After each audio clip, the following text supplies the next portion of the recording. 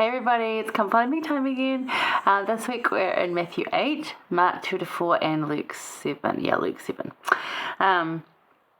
And we're really getting into the ministering of Christ, and we're about to hit a whole bunch of parables, and you'll see a small one this week, but we're about to hit a whole bunch of parables. Also, you'll sort of see this week that this week and next week's stories, because the way that the chapters don't really line up, of course, 4 different accounts, 4 different peoples, 4 different things, and have different, sites of these things. So they're not going to line up. So you'll see that some of what we covered this week gets repeated next week, but there's absolutely nothing wrong with that one because we get to see it from a different viewpoint, and repetition helps learning. So just go with it. Excuse me there. Alright, so let's start off in Matthew 8. I've got 3 insights from Matthew 8 because it's just that fabulous. And then one from Mark and one from Luke, even though Mark is 3 chapters this week and a lot of what happens, and I'll put up if there's a double over, but yeah, it's just, this is where Matthew writes and you'll find Matthew writes very factually. That was just his style. He writes, from a place of, he's a good history account. Mark's very, this is what happened. And then Luke gives this more journalistic approach, if you will, where it's factual, but it's also telling a story. So, different vibes. John then just comes in with, here's the meat, you got all the lovely, here's what you need to know.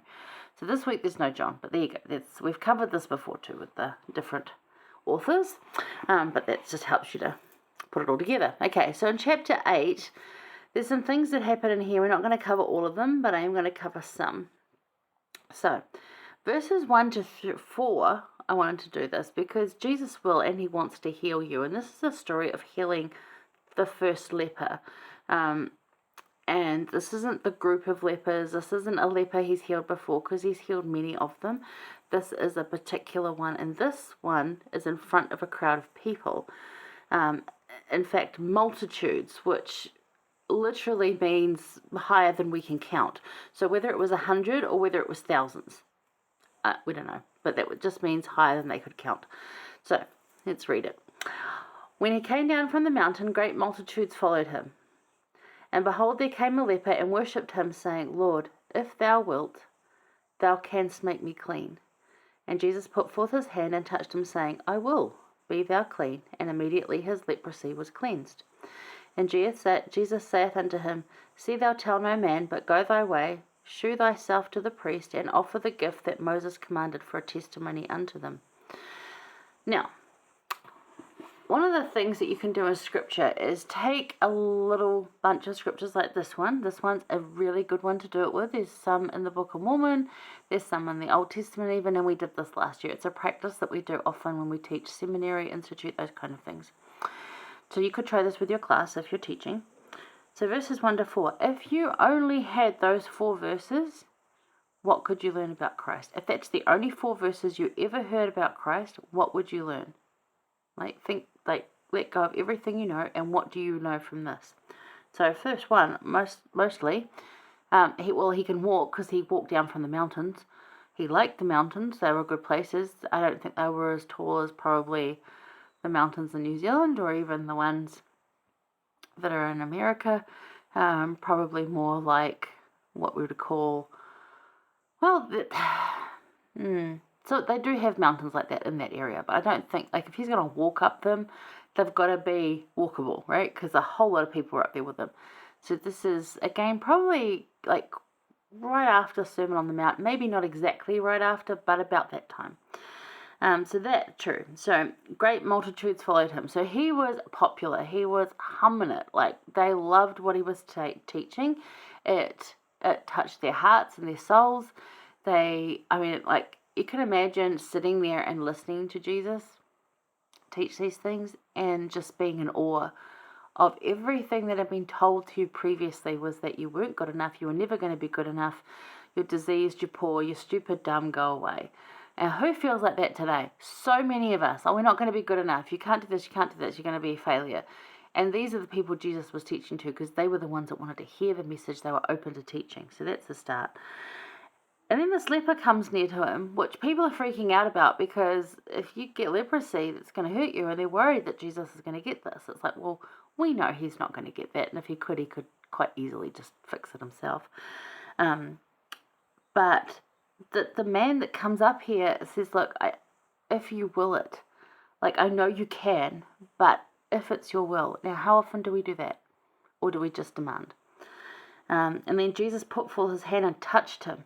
So, like, wow, that would be like walking into a COVID ward and, like, swapping saliva. It's like, what are you thinking, right? And yet he had no fear of that. He knew that it was fine and that it was going to be okay.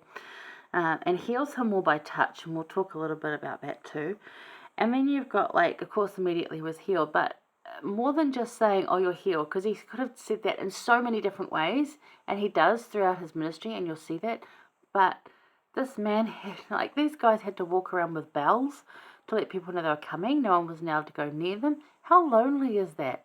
That is terrible. Even in a colony where you're all dying and sick, it's awful. So the fact that he reached out and touched him on, like, shoulder, sort of like, yeah, I've got you, it's okay, really indicates Jesus' character as well.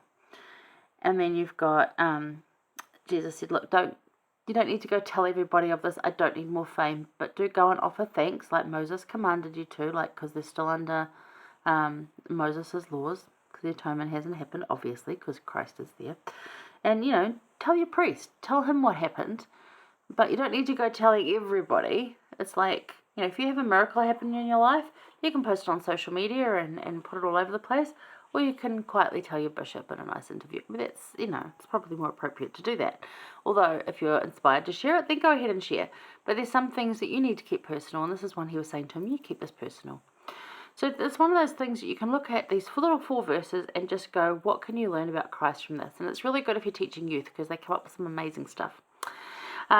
So the simple phrase too, if thou wilt, this man knew Jesus could heal, however he accepted whatever choice Christ would make. Do we do this? No, we don't. I know we don't. We say that we might, like I'll say, yep, if you choose to, Jesus, absolutely. If you want to do that for me, great.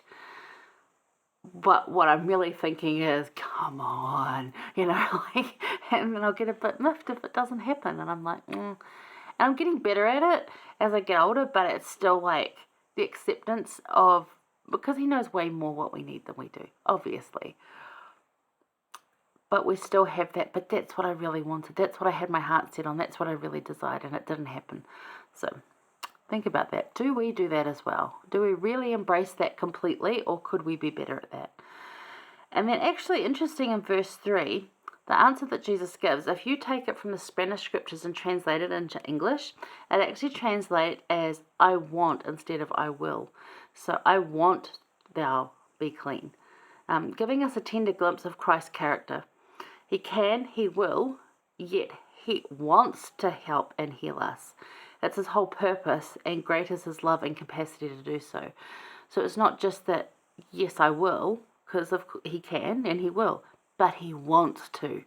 And I think that's huge. And maybe the translation from Greek into English just didn't quite do that for us, but for some reason coming from Spanish into English, it becomes want. And that seems to fit more for me.